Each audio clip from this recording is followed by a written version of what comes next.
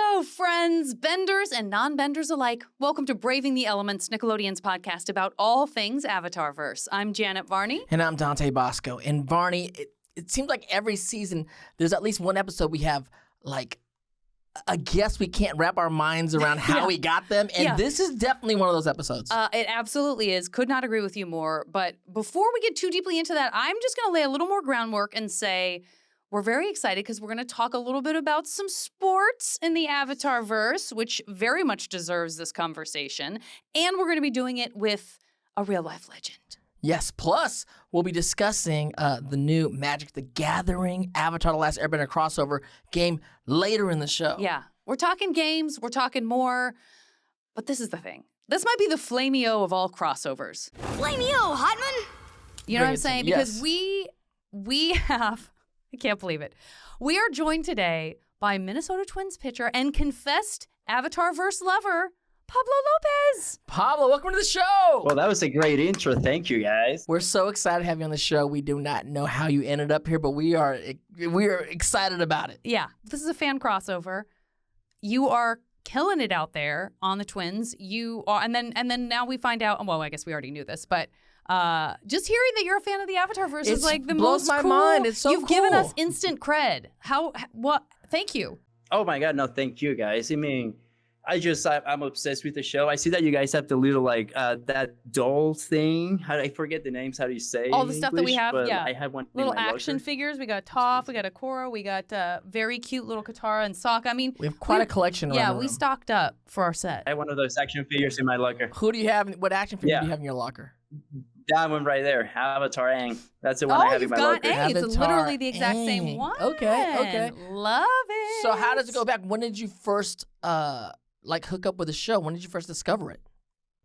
I discovered it right when it came out in 2005. Wow. Granted, I was back home in Venezuela, so I don't know if it came out right after, but I started watching Nickelodeon. I remember when it first aired, and the first two episodes were like an hour-long special. Yes. Episode 1 and episode 2, The Boy in the Iceberg, Avatar Aang, and all of those. So I became an instant fan right away, and it was like, it was a new episode every other week, and then I was dialed in, and I remember it was one of those shows that in my childhood I would watch with my mom. Then my mom passed away 2 years after that, so she didn't really get to see the third season of it, but I thoroughly enjoyed becoming a fan and keeping up with it, and I was just hooked from the very first episode I ever watched. Oh my gosh. Now wait, did you watch it dubbed or did you watch it in English? Did you watch it in Spanish? Pero todo eso cambió cuando la Nación del Fuego atacó.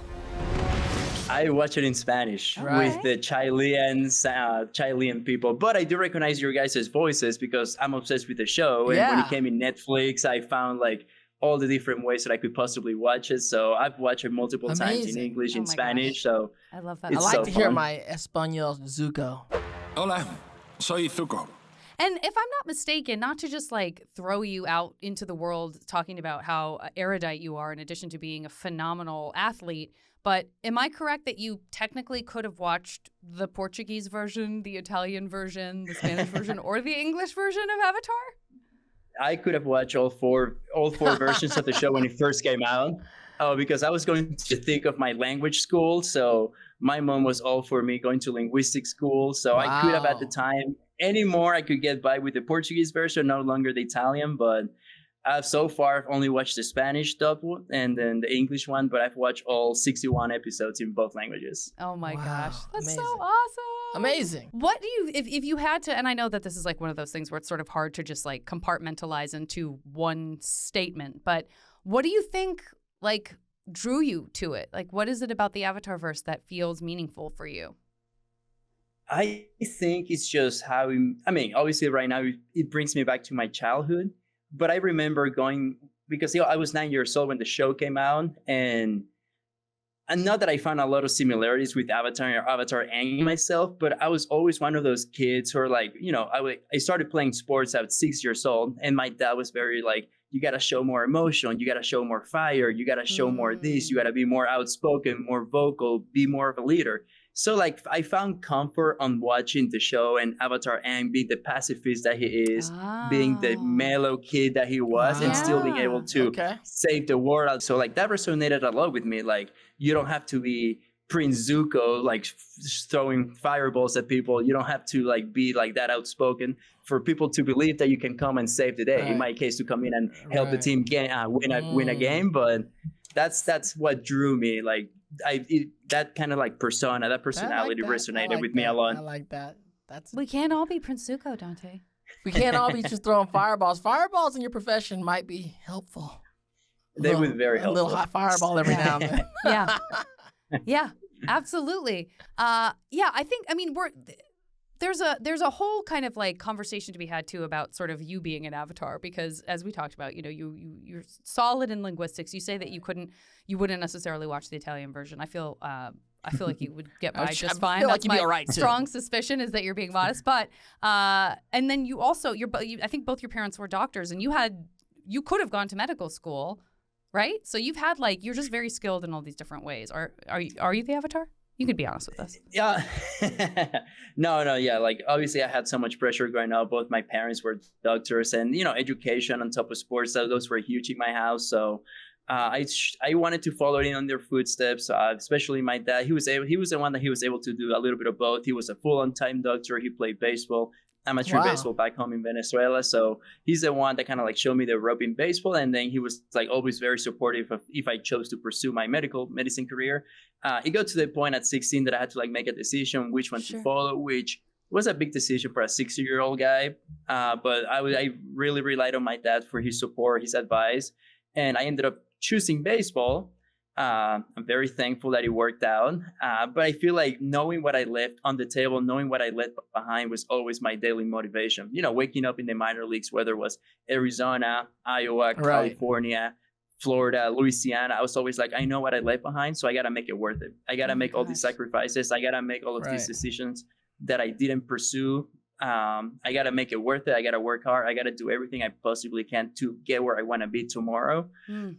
So it's interesting how, because in baseball, they say baseball is very similar to life, but I find so much of like the Avatarverse being so close to baseball and life too.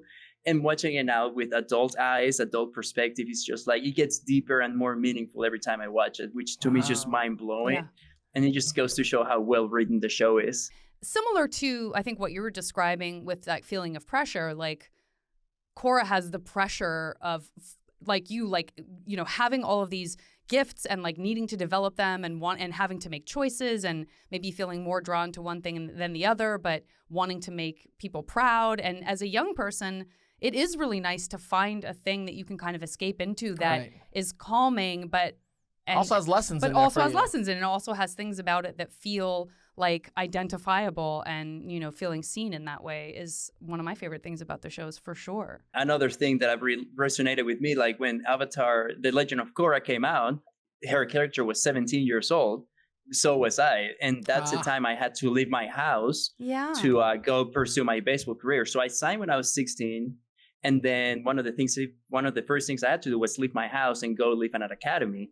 And then, you know, then I had to move out from my country to go to Arizona, where I lived in a hotel room for 9 months out of the year. God. But yeah, so it's like that, you know, Korra took that journey at 17 where she went to to train with Tenzin and all of that. So it's just, to me, it's just mind blowing, all the little connections I made to my own personal life. You know, like, I've always been seeking for meaning, seeking for purpose. And two, I think in Korra, like, did it resonate? Because I know one of the things that happens in professional sports is everyone associates you with the sport and with, you know, your ability and how you're doing and all of the pressure of like your stats and stuff like that. But then also people get hurt, and then they have to take that time to recover. And did that resonate for you at all? Like with Korra kind of being down for the count and kind of being like, who am I right now? Like, if I'm not at 100%, am I still the Avatar? Like, did that mean anything to you?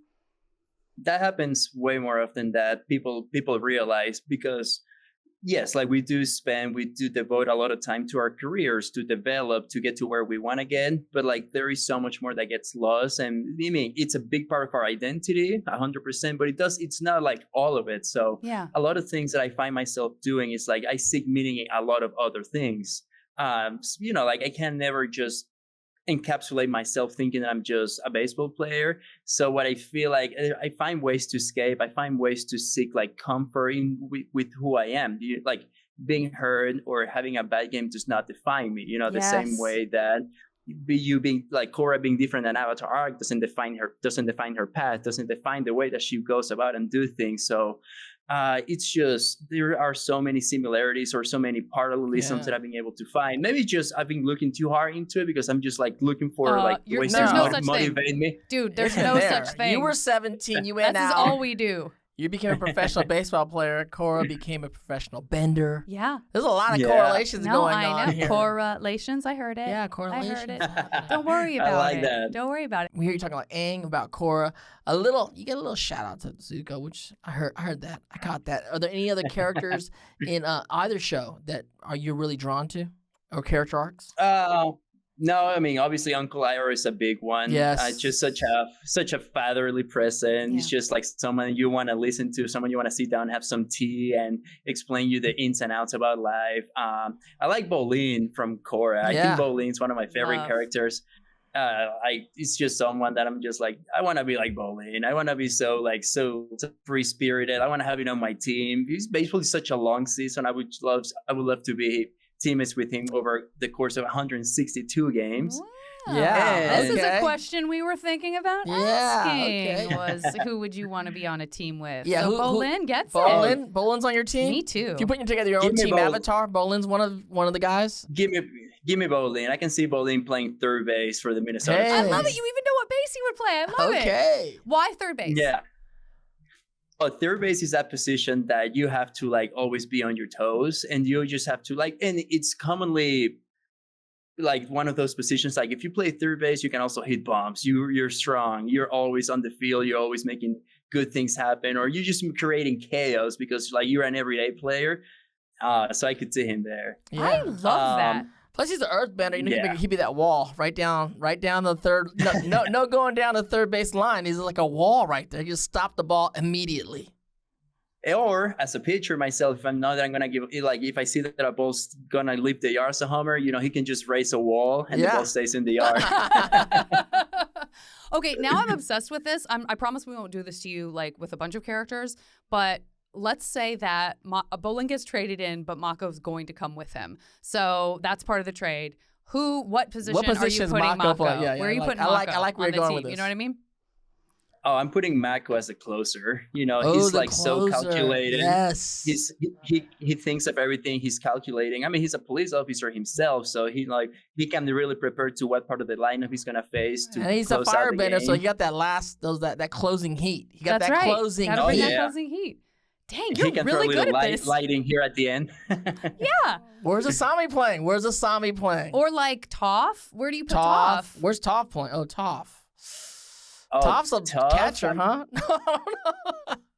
Yeah, I can see her as a catcher just because she can be so connected with the pitcher. Yeah. So she can like really feel where like as soon as my left foot lands, she knows exactly what's going to happen with the rest of my body. Yes. Strong. Have you thought about this before? You're like brilliant at this. I've done a lot of thinking about just everything Avatar related. Good. It's amazing. And you know what? Might as well throw Uncle Iroh as the manager. Of Wouldn't course, you want him as your manager? 100%. You need that talk at the end or beginning of the game. You got to get Tommy Iroh. Lasorda coming out. He's going to give you what the medicine you need to do it. He'll argue for you. Yeah. Yeah, he's great. What about seriously, we can't do this forever. Okay. But you have to play with Azula? Who is she? And where do you put Korra? Azula and Korra, place them. Where are they at? In the same team? Yeah. On the same team. Oh, I'm going to give Azula the shortstop because we all know she's probably the strongest firebender. Yeah. So she's talented. He's a little sensitive about that, Pablo. He's a little sensitive about that. I get you. I get what you're saying. I agree with you, but hey. Okay, I know it can be a little sensitive. I'm just talking skills. Yeah, shortstop. Strong choice. She's very agile. She's very athletic. Yes. Very athletic. I'm going to give Korra the center field. Great. She has all the... she's very agile herself. She can get to all the baseballs, and she's not gonna be afraid to run into the wall to make a catch. Well, that's for sure. That's pretty true. That's for sure. Yeah. So she got. This is a hot team right here, Fantasy Baseball League. This is a very sweet team. What do we call them? I mean, are they just the Benders? The Benders, I know. They are the Republic City Benders? They are the Benders, yeah. Oh, the Bossing Say Benders? That's got a good alliteration. I like that. Okay, well, that was definitely going to be a question we asked. We were only asking about one character. I am so excited that we just felt great. That has my good mind portion thinking. of a I team. want to see some people drawing some pictures of these characters on this team. Yeah, you know? Yeah. I think talking about professional sports in the light of Avatarverse is something that we are not the only ones that are doing that. I know, like Devin Williams, a writer called him the Airbender. I don't know how you feel about that. Airbender. Don't want to stir anything up. Yes. Well, he's got this pitch that he calls the Airbender just because it's a really good pitch. So I think it might be a stretch, but I mean, he's not really messing with the air. But I think it's a super cool nickname for a pitch. Don't get me wrong. I loved what you said about like making those connections to baseball, and also like having a life outside of the thing that, from the outside looking in, people are like, oh, they're all about this, and they're not giving necessarily the room for someone to have this very rich life. But it is kind of all about balance, right? And you said it. I mean, you have all of these other things that are meaningful to you, and you sort of have to I feel like anything we do is informing the main thing we do, or a couple of the main things that we do. It's like that's how we're filling ourselves out as human beings, right? 100%. It's all about balance. It's just, there are so many things that we could be passionate about. There are so many things that we are responsible. There are so many things, expectations, and there are so much pressure going on. And it's about balancing each of them out, and always keeping in mind that if it costs you your piece, then it's too expensive. It cannot cost your identity, it cannot cost who you are, it cannot cost the path that you're about to embark on. So I feel like that's where the whole, the Avatar is the balance of like the spiritual world and the real world. He's keeps the peace in all four nations. So what more balance than controlling the whole universe could it be? So obviously for me, it's a lot more simpler than that, but it's just like I downscale it. I'm like, I'm not that I'm the Avatar, but I want to do some things that are correlated to how I can balance out my life, not just who I am as a player, but who am I as an uncle, as a brother, as a grandson. You sound like Uncle Io right now. I was going to say. Who do you ship? Baby, you're my forever girl. In the Avatarverse, who do you ship? What's your favorite relationship? And you can mention more than one, and you can go between the two shows, Yeah. obviously. It's like whatever floats your boat. Oh yeah, no, Avatar and Katara. Aang and Katara. Just because Katang, they call it. Yeah, Katang. Just because when I was that young, I was just like I dove straight into Aang because I was like, he was my favorite character. Of course. And then just from the beginning, I'm like, oh, they're gonna end up together. We're gonna end up together. From the beginning. I mean, that's just me. You could tell. He wants to see more Zutara. He's always ready for more Zutara love. He's always ready for the Zuko-Katara chemistry. I can respect Katang. Oh, I mean, there's something about Katara being in caves, because you look at the episode in season 2 where Aang and Katara are in the cave, and then like the things shine. It's and true. Then same thing happened at the end of season 2 where Katara and Zuko were in the caves, and same thing. So there's something about being in the caves. Something about the cave. And there's a Cave of Two Lovers show, know, so it's like there's something about Avatar, and the cave is a very romantic place. I think when she's in the cave, she's Cave Tara. Cave Tara. She goes into Cave Tara mode. Very romantic. Yeah. So you're a classic Katang. What about in the Korra world? Is there any ships you dig in the Korra world? I like Mako and Korra. I like that one. But then obviously what happened in season 4, I'm all for it too. Like Korra-sane? Yeah, like that was like very meaningful. It took a big turn because of like how much Asami was able to help Korra after happening in season 3, that she recovered for so long. Whoa, I don't know what's going on. He's never seen the show. He's going I'm in the through. middle of season 2 right now. Really in the middle of season 2. Pablo, we're making him predict what he thinks is going to happen episode by episode because he's never seen the full show. Oh my God, I did not see this No, it's coming. okay. I got a PhD in the first show because we went through it on the podcast, but I'm studying to get at least my master's in Korra. Right now, he's He's just throwing a lot of shade at the waterbenders right now because there are some bad dudes in the water I know. tribes. There's some really shady going through guys. the Civil War. I know. I know. Animal Crossing. Hybrid animals.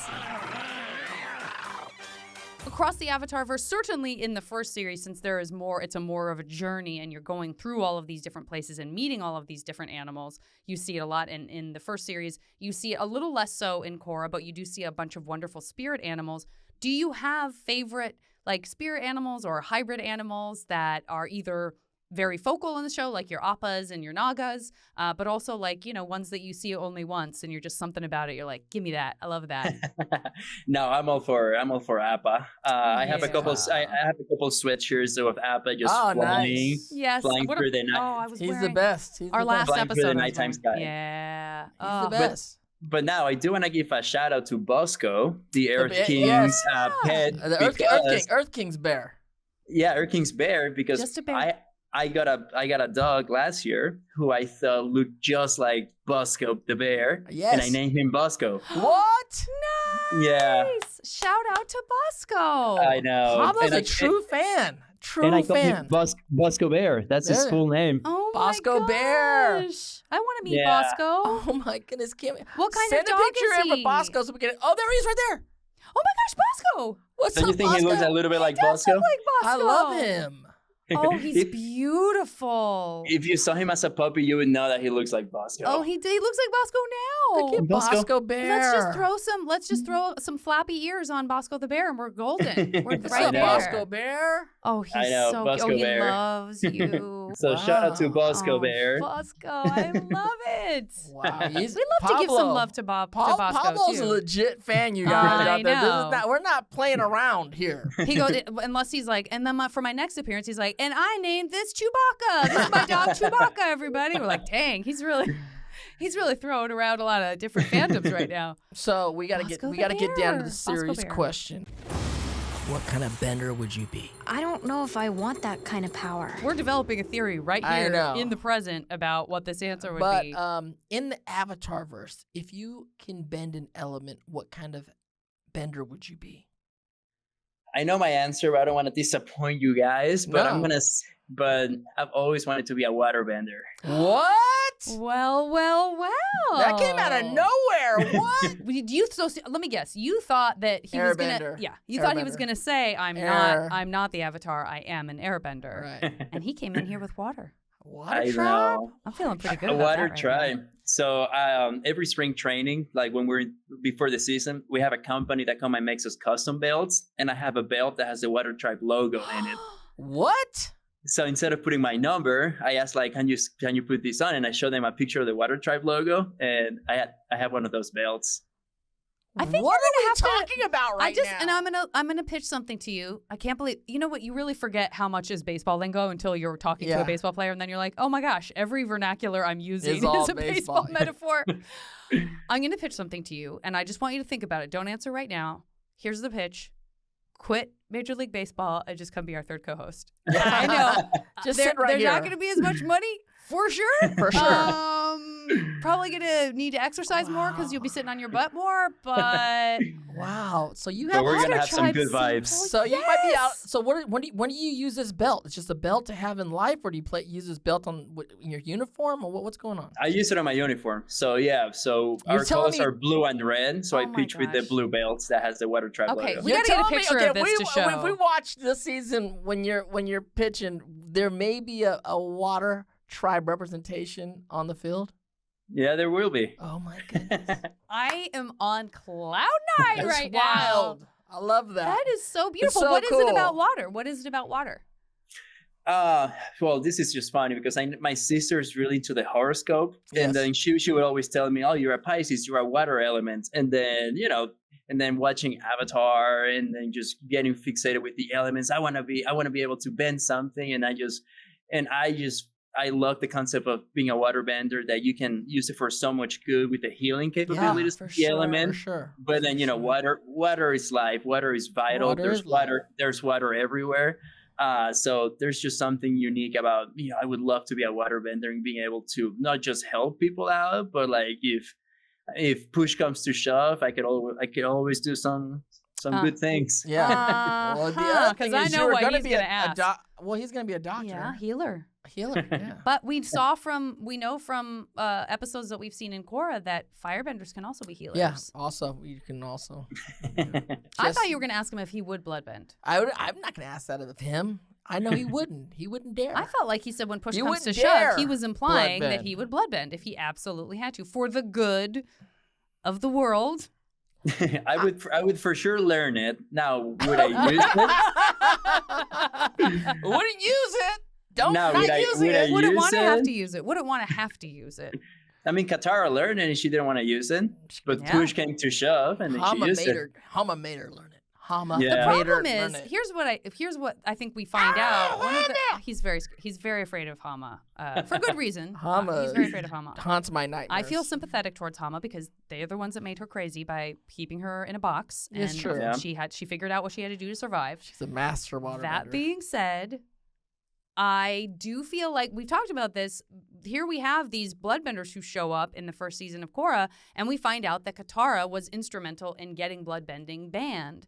And it's just one of those things where you wonder, like, the law of unintended consequences. Like, if you ban something, then all of the rule followers will follow that and not know how to do it. But then that leaves the people who don't care if you've banned something. Right. They're going to do it Right. anyway. Right. And then no one knows how to deal with it. Because, you know what I mean? Like, what do you think about that? Because these are ethical questions that come up in the Avatarverse. That's why we will talk about it till the end of time because we love it so much. Very ethical. And it's one of those things that I like. The older that I get, that I watch the show, I pay attention to all of like these like real world issues. You know, there's anarchy. There's a lot of these like ethical questions. There's a lot of like how you stay true to who you are. So it's insane to think about like you have so much power and there's like, you know, that much power can be used for something that's not good. And as long as you try to contain it, as long as you can try to take it away from some people, there are still the people that know that exists and they're going to try everything that they can to take advantage of that, or just to keep it as a tradition, or just to keep it alive. And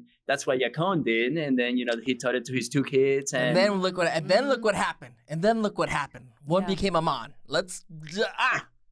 We still don't really know how it he happened. figured out how to take away people's spending. Like, I we know. never really know that, and we can't ask him. But that was part of it was one of the things it was one of his gifts that he had.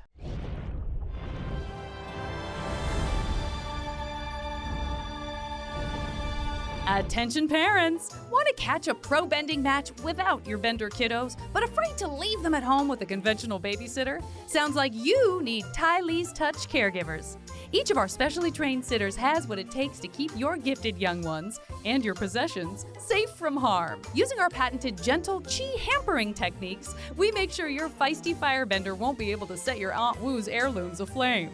Painless, temporary, and extremely effective, gentle chi hampering from Lee's Touch Caregivers gives you the confidence to step out for a night on the town. So grab ticks for that tournament and give us a call today. So we got you here. We've already talked about putting benders on baseball teams. I think we got to give some love to pro bending. Yeah, well, yes. I mean, when that came out, that was one of the main things people talked about. It's with Korra. wild. Was like, oh my gosh, of course. But like, of course you course, would turn this of into course, something of course. professional. Yeah. So we have this whole pro bending tournament. We have very specific rules. I feel like, I mean, should we talk a little bit about like sort of how pro bending works? Okay, and, what are the actual rules? Luckily, we have a handy dandy rule book. There's also a YouTube video that you can check out that will sort of walk you through what the various rules are. But before we do that, let's take a look at an early pro bending moment so we can kind of refresh ourselves. Let's look at the Ferrets with, I believe, the Rabaroos. Introducing our first team, the future. Looking pretty good, guys. Looking pretty. It's flexing. You have to. And their opponents, the Red Sands Rabaroos. The kind of sand bender Sandy color. looking. What an explosive opening volley. I mean, there's a lot going on here. I remember the first time I saw it, I was like, "Whoa, guys!" It's amazing. You've got your little zones. Yeah, I know. I feel like I know the rules. Okay, maybe I'll quiz you. Because I feel like I've done this in my backyard with my brothers. Uh-huh. For sure. With frisbees and a water hose. Okay, all right. And a few rocks. A little bit of a lo-fi version. Lo-fi version. We've done this tons of times. Yeah. So that was just one round. You Right. see everybody's dance. So clearly we see that we've got one bender of each element, not air, of course, because there's not that many too many. airbenders out there. Not that many, but Sorry we have, about that, yeah. you guys. Coming back strong, though. Coming back strong. Coming back There's like strong. 500% growth. That's right. From Aang. Yeah. They're doing all right. You got an earthbender, you got a waterbender, you got a firebender. Is there one when you look at that, Pablo, that you are like, that's who I would like? That seems the most effective to me, just in kind of watching it from a sport to sport perspective. I mean, watching it from sport to sport perspective, I feel like fire, because it's just like readily available. You know, for water, you have to like push your ground, push it down, and maybe make it happen. As you're advancing from one section to the other, like you may not be able to have water readily available. What if one of those disc holders runs out of discs? Yes. So I start thinking about it like, okay, like, you know, you gotta be resourceful. You gotta have all your tools, all your weapons, and you know, fire is just right there within you. If there's oxygen, there's fire. So True. Yes. But I do see, like, at least when there's earth comes and they have that thing, there's actual mass to block something, Right. Or ricochet. Like say a rock is gonna go through fire, and it's gonna go through a wall of water too. Well, that's true. It's like that's not blocking nothing. It might That's true. make it off course a little bit, but Yeah. at least the earth can kind of block something coming at you. I see that. And also I will say something that I had not realized until we started exploring the rule book is you can only do, and Pablo, you may probably know this, but you can only do a 1 second burst of fire. That's it. Each time you use it, it can only be 1 second. So you can't spray someone in the face with a continuous flame of fire. We can't just do Uncle Iroh, open mouth, flame, the whole thing.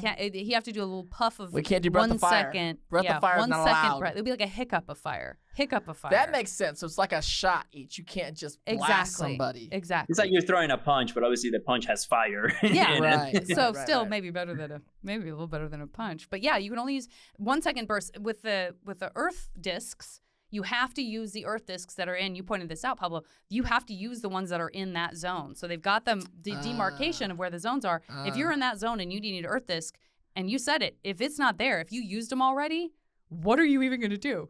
Dodge. You can't. There's not much you could do. It's called as an dodgeball earthbender. now. But Dodge. now you're dodging. Exactly. You're dodging, but you're not pushing anyone out. Yeah. So you're just playing defense. Your defense, you might hide behind your partner. You might do a little hiding, little sneaky hide peekaboo, little peekaboo, like, hey. peekaboo move. And then with water is the only element that you can blast someone in the head with. You can't do fire. No headshots. No headshots for earth or fire, but you can do headshots for water. Come on, little girl. Give me your best shot.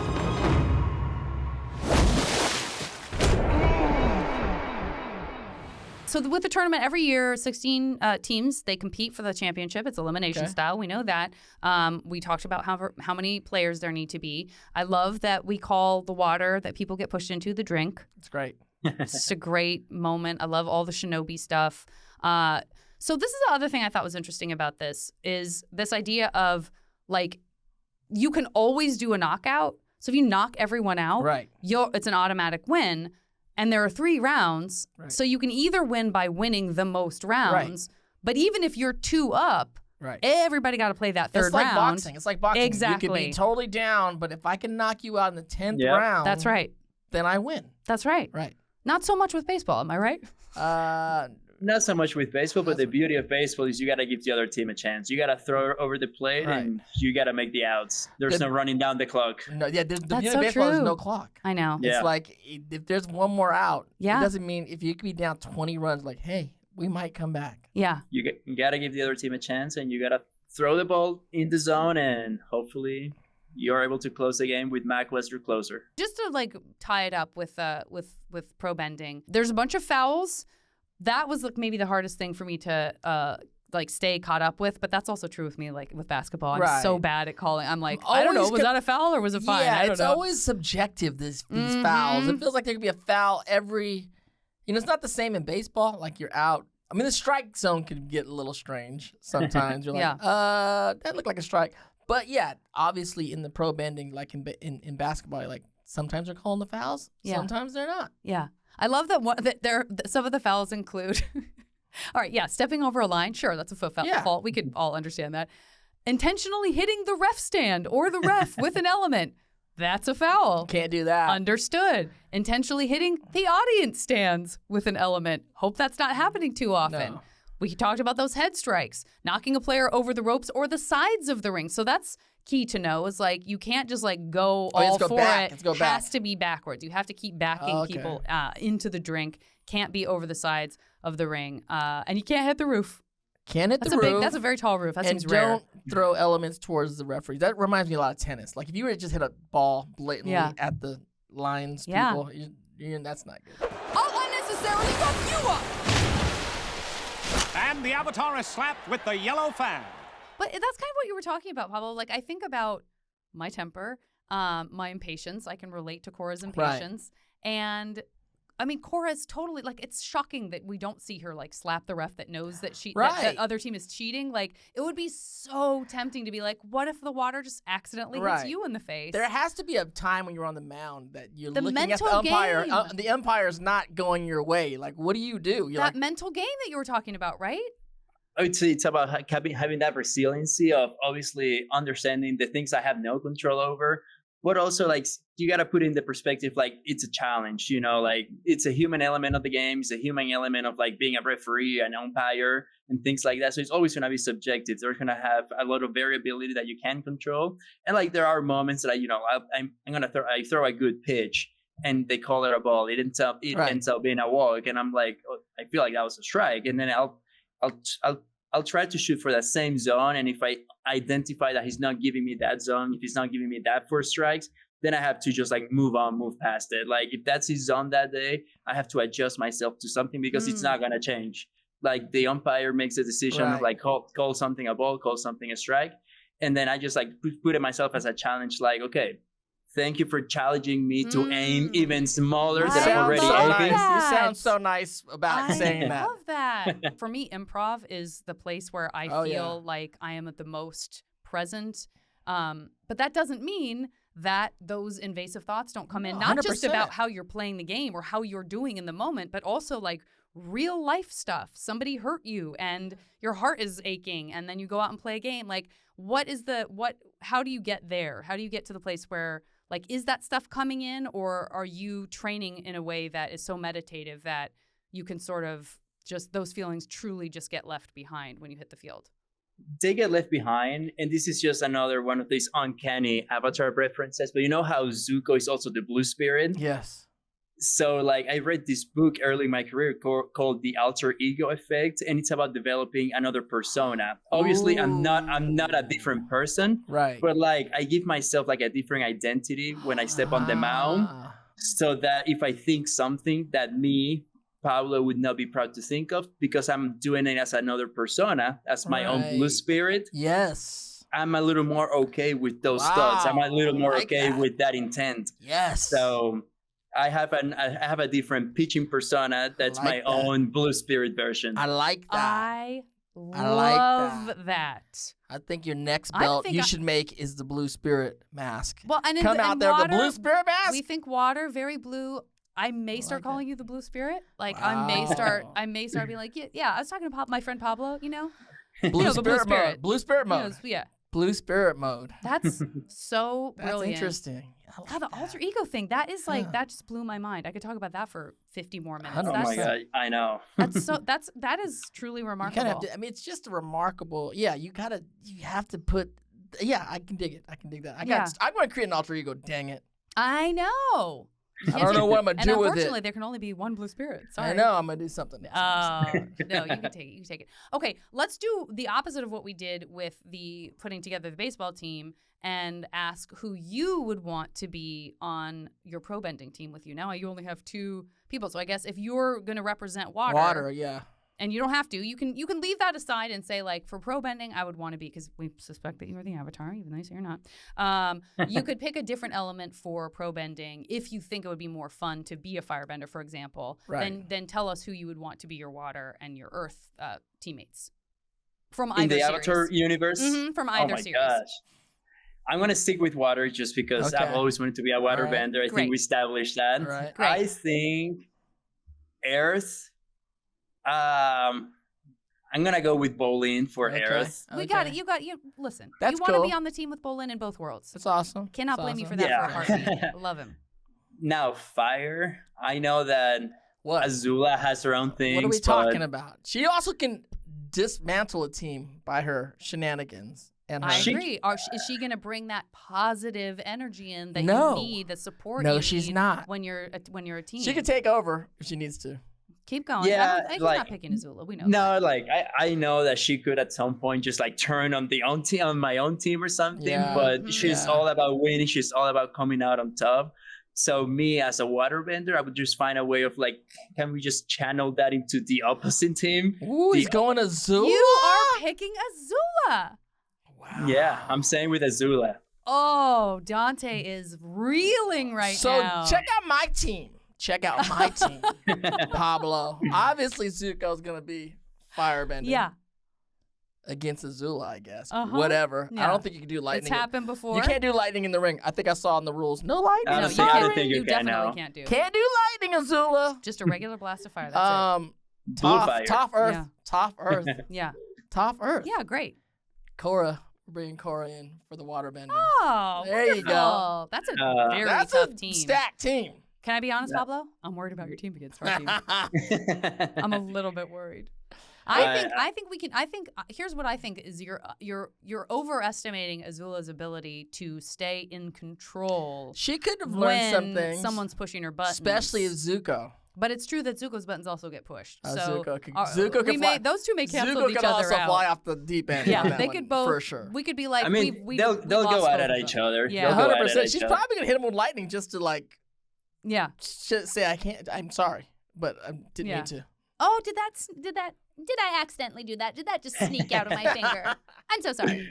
That's a good team. I'm feeling really good about your team though. I mean, Tough is such a good Iconic, Airbender, yeah.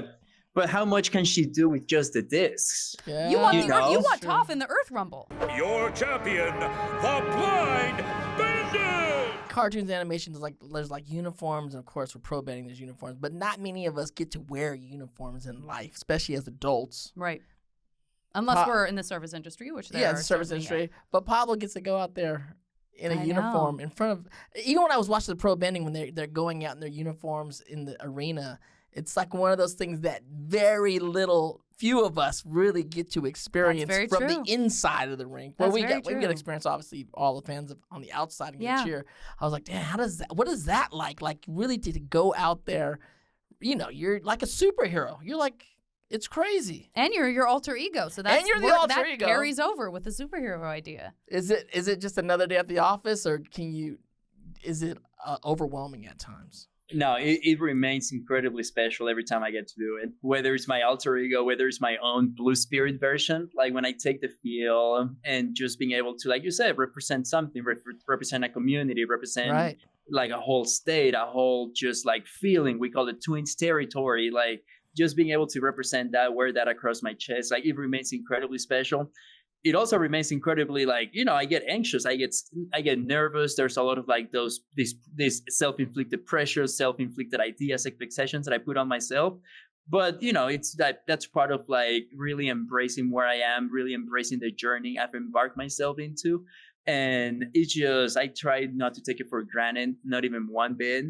It's easier said than done. There are times that I'm feeling a little down because my performance wasn't the best, or that I'm like, gosh, I'm really going through the thick of it right now. But one of my favorite quotes from the Avatarverse is, once you hit your lowest point, you're open to the biggest change. When we hit our lowest point, we are open to the greatest change. So that's always being part of like my mantra. Like if I'm going through a rough patch right now, like, okay, like what am I open to right now? What's that change? What's that like opportunity that I can find to elevate my game? So. Okay, I know I said that I wanted you to be the third host of the podcast. I'd like you to consider best friend position, possibly husband. I mean, this is like there's a guru.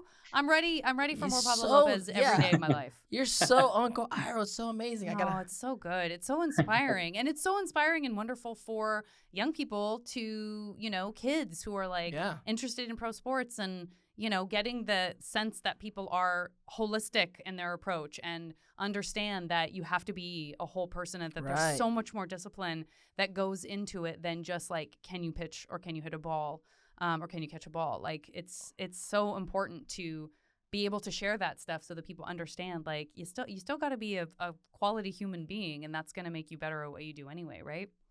You have to be, because as long as I enjoy being a pitcher, like I'm also like supporting my teammates. I'm also part of like a team that we're together for 8 months out of the year. So like I want to get to know like my guys, my teammates. I want you to be more than my teammate. I want you to like be my friend. I want you to like be my brother. So like that human element, I feel like a lot of times gets lost in the mix. So it's like, how can I like remain, like how can I still get better as a human, as a person, not just as a player? Like I do want to perform, I do want to help the team win a ball game, but like who I am as a player, who I am off the field remains just as important, if not more important, because I want to make those connections. I want to like let people know that I support them, that I want to like, if I hold you accountable, it's because I want you to be the best version that you can. So the human element can't be lost. I can't approach everyone with just baseball. You got to find common ground at a personal level with your character, with your values. So I love keeping that balance, like off the field, on the field, baseball related, life related, and just like try to mesh them together. Yeah, I love that. That's amazing, Pablo. I love it. I can't wait to. I hope I'm in the city sometime soon where you're pitching, so I can go see. I'm gonna muscle my way back there. What's up? I'm with Pablo. What's up? Tell Pablo I'm back here. Out of my way. Exactly. Pablo, thank you so much. Such a pleasure hanging out with you. Talking with us about this. This is like the best. These are the best moments of the so job awesome for man. us. Is just like meeting a kindred spirit. And I'm so impressed with your knowledge of the Avatarverse. I know. No, I appreciate you guys, and huge fan of the show. Huge fan of you guys. It's still like I listen to your guys' voice, and I see your faces, but I see other faces to those voices. But this has been incredibly special. So thank you. Pablo, thank you again so much. And thanks everybody else. Thank you so much. Thank you, Pablo. Thank you. Thanks, Water everyone. Tribe. Water Tribe. Hey, I got my eye on you. Water Tribe. Okay, let's turn our attention to something exciting happening with the Avatarverse and the gaming world as Magic the Gathering is doing a crossover with Avatar The Last Airbender, and we have the first look right now. It's happening, you guys, and here to talk with us about the amazing time and care and attention to world building, not to mention the amazing artwork, is the principal narrative game designer for Magic the Gathering, Dillon Deveney. Hello, everyone. Welcome to Braving the Elements. I am beyond thrilled to be here. I hope it doesn't sound redundant or tired to say. I am so excited to be in this room. It's just, I can't even believe I'm here right now. So thanks for making the time for me to come on and talk about something we all love. Dude. Okay, first of all, we need you here because neither one of us are like, we both know Magic, but neither one of us are like, we played. We're definitely not like the people who should be talking about this when we know we have access to someone of your stature and this is caliber. Obviously inspiring us to get back in the game. Oh yeah, we're gonna get some games in. Get back in the game. What if you've never? Right. I'm sure there are some people watching who like love us. Avatar, who literally. I mean, you mentioned a little bit. I think most people have like friends who are into Magic the Gathering, even if they don't play. But you played it. Say you don't know anything at all. Right. Like what? I mean, we don't have time to like go into a full like gameplay. But what do you think people who are like worried about a barrier to entry, but who love the Avatarverse, like what would you tell them kind of what to expect? Yeah, so one of the things that I'm very excited about this set specifically is that Avatar is such an easy show to love. You watch the first episode and you're like, I get it. Yeah. Like, I love this character. I love this moment. I love this idea. It's just so easy to get into. So when we were designing the set, Chris Mooney very specifically was like, we should spend a lot of time to make sure that this set is mechanically approachable. Yes. You shouldn't have to have played Magic for a really long time to be able to buy some packs or buy a deck and just get into it and have fun. And that was a thesis that we were constantly measuring against. Like, could someone who loves this and has never touched a TCG trading card game in their life come in and have fun and learn it? The answer should be yes. If we did our jobs right, which we definitely spent time to make sure we did. Yeah. It's an approachable and exciting way to hop in. You love this thing. You know what the characters do, and their cards do what you expect them to do. Yes. These are mock-up people. That's why I'm not ripping into them because this is a mock-up, but it feels very real. I can't wait to see some of these cards. Oh yeah, we'll be cracking some packs together. You'll be hunting for some. Is there any bubble gum in there? All right, now we got another idea. We got the bubble gum and That's a baseball card. You don't have to. You don't have to focus baseball on gum. card thing. When I first found out this was happening, I definitely had that moment of like imagining the ripple of news hitting the Avatarverse because it's such a perfect crossover, in my opinion, just because of the thoughtfulness of the game and the way the Avatarverse is sort of built. Like, tell us more about how it all came to be. Yes. Yeah, so I love this question. As the principal of the creative team of Universes Beyond, something I care very deeply about is when we get a new toy to play with, when we get a new IP that we're going to work on, is just figuring out what is the thing that everyone loves about this the most. We use the word resonant a lot, like what's resonant to the fan base, but it's like, what is the thing that made you fall in love, and how do we not only like call back, invoke that, remind you of that, but show you in a brand new way, like, hey, here is the Agni Kai. You remember how cool that was? Well, here's a card to show. The Agni Kai right away. Right. So I mean, it's a scene that I always think about. Coming in hot. Quite literally, yes. Yes. So, but when we work on these projects, when we work on Universes Beyond, we spend a lot of time trying to figure out what makes it tick. Now, we all know why we like something, but why does everyone like something? It might be different for every fan, for everyone who's involved, and what era they came in. Did they watch it when it came out originally? Did they watch it when it came out later on for its reruns? And so we're trying to figure out pretty much how do we speak the language, right? It has to be something that feels authentic and bespoke, right? So a lot of our early findings were, what are the things that make Avatar tick? What are the tones and themes and characters and arcs that are just so important that we have to hit? And so we set out very early on a lot of like these creative pillars, I'll call them, like our tone goals of like, what do we think Avatar has absolutely crushed? And then what can we bring into the set when we were picking out flavor text and naming cards and making illustrations to kind of bucket out the different flavors that really makes the show so amazing. Okay, so what, I'm so curious, like what, because it's so, we spend, I feel like, all of our time trying to encapsulate what it is about this universe. And again, I will also just talk. I'll be like, I can tell you in 3 hours worth.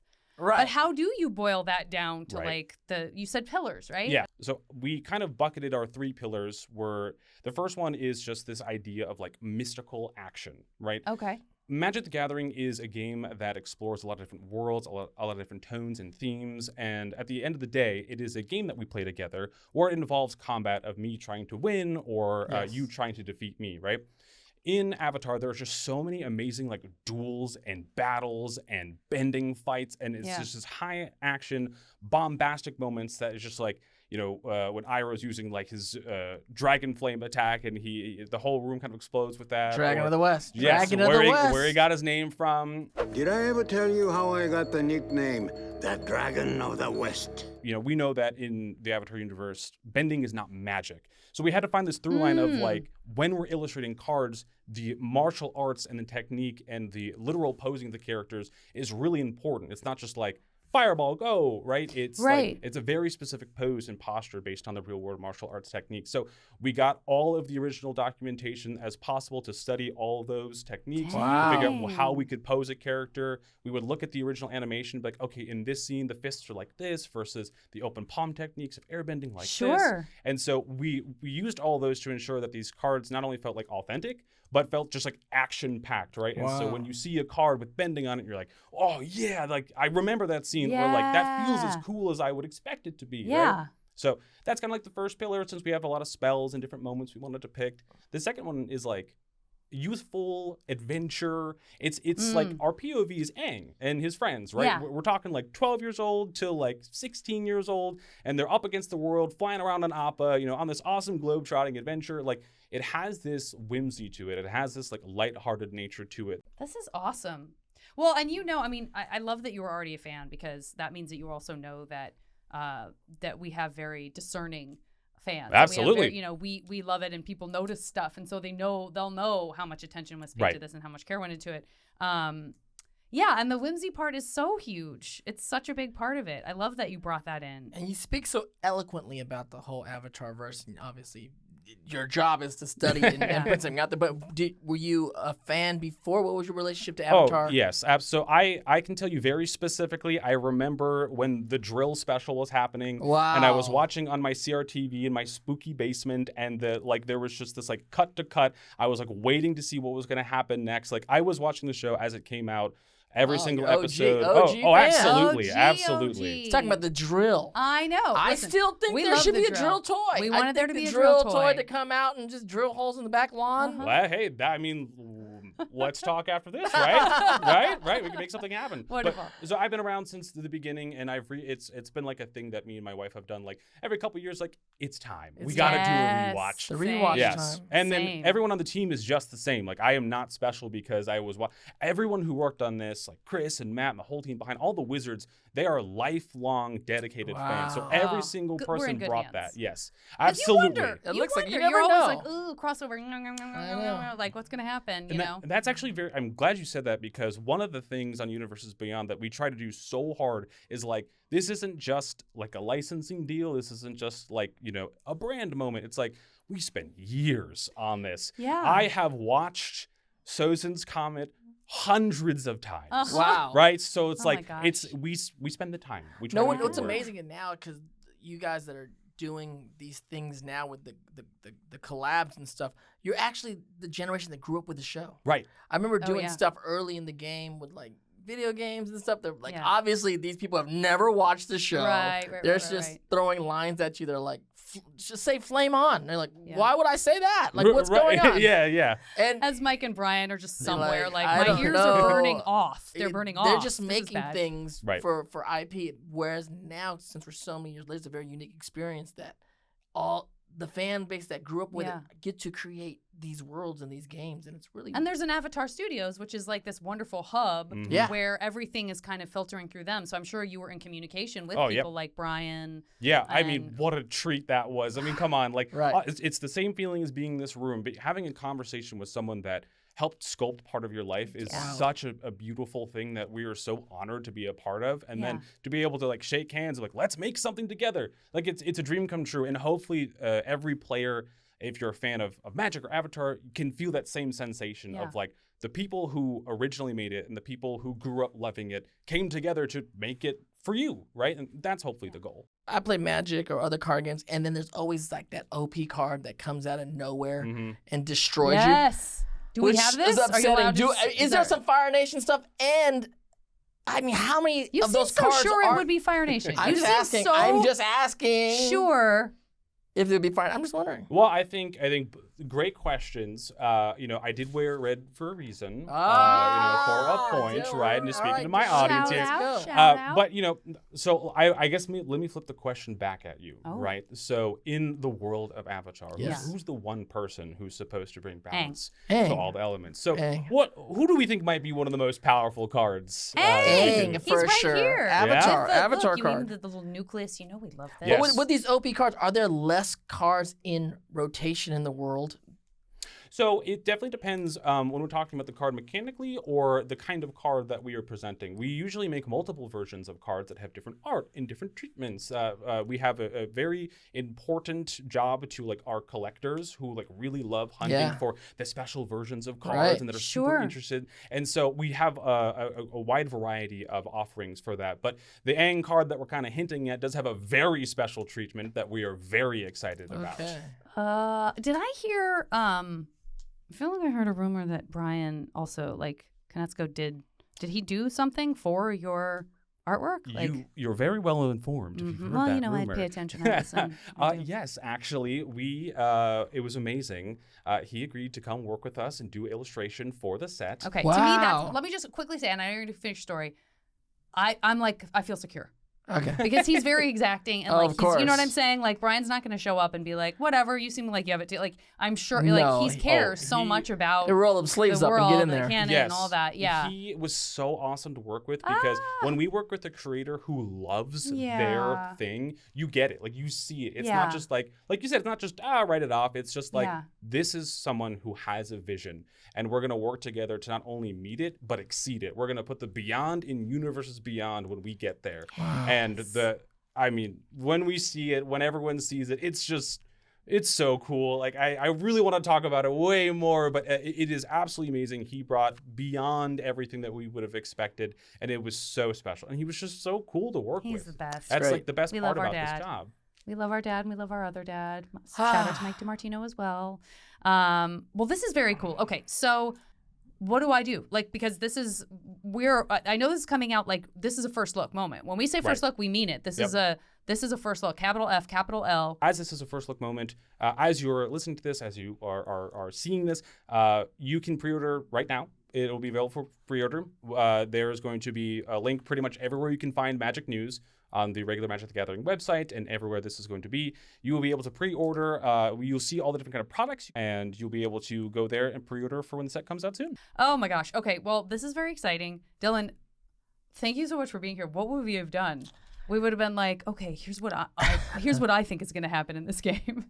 Like, that would have been cool. I would have watched that. I would have tuned in to listen. Yeah. Well, I'm excited to play the game, and I'm excited to see the artwork of these cards. I know. It's going to be fun. It's going to be a blast. I hope everyone has a really great time playing.